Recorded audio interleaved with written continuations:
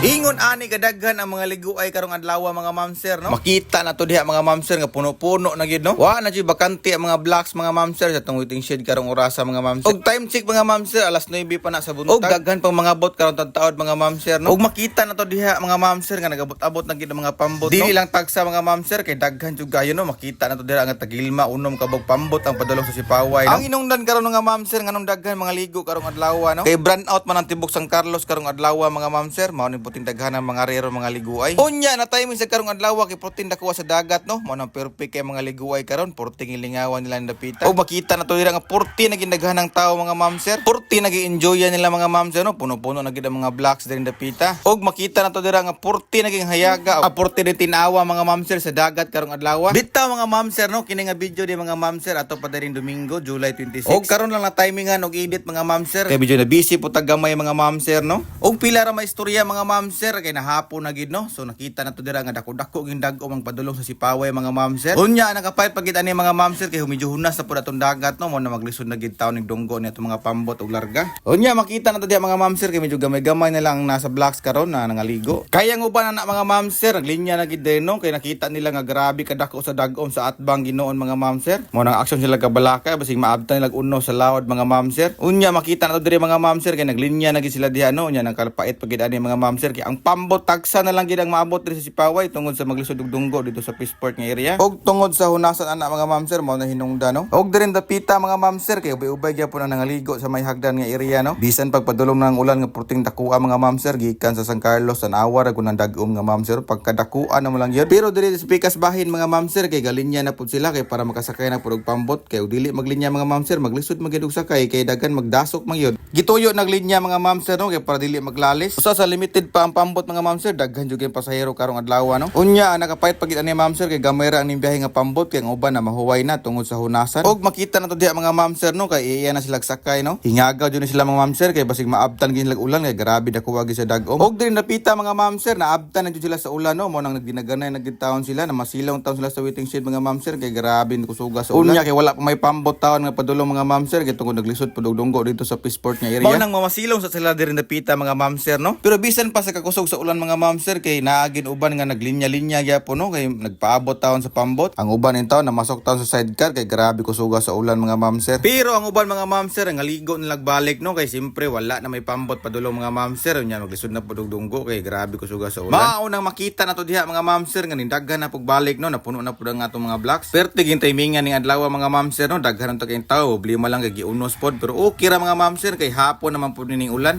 Ang nagapait ani ma'am sir no kay daghan pud mga ligo pero daghan pong basura ang mabilin sa ato ang dap warp mga ma'am sir no. Unya ato makita diha mga ma'am sir no nga nagiya na sila gihipos sa ilang mga basura mga ma'am sir no. Unya very good kay ni si Ma'am Berta ug iyang mga grupo mga ma'am sir grabe ila yung gilimpyuhan ang ilang mga blocks ma'am sir usa sila muli. Ubay-ubay gid ang nahipos sila nga basura mga ma'am sir no. Ila ginang giplasta dira sa may basurahan nga area. Unta tanan mga ma'am sir ingon ani unta ang mga ligo no hipuson nila ilahang basura kay ilaha man tanang basura. Kay simpre sa inyo pag-enjoy pagkaligo diri mga ma'am sir no wala gid taon mo ga entrance ani mga blocks diri ang mga ma'am sir. Maunang sige ra jud mighangyo mga ma'am sir nga sa inyohang basura in taon ni pusa in taon before mo mulakaw mga ma'am sir no kay inyuha man ang basura. Og makita nato diha mga ma'am sir no nga si Ma'am Berta nakalubot-lubot na gitaw nagpanghipo sa mga basura. Og diri dapita mga ma'am sir kay gisapot na gitaw na siya no kay inyo lagi taon gipamili ninyo mga basura diri in taon ay. Maunang hangyo na mo sa inyo mga ma'am sir ug maligo mi sa dap warp no dapat ipuso ninyo yung mga basura ayaw ninyo pamyai kay wa gitaw mo entrance diri dapita mga ma'am sir.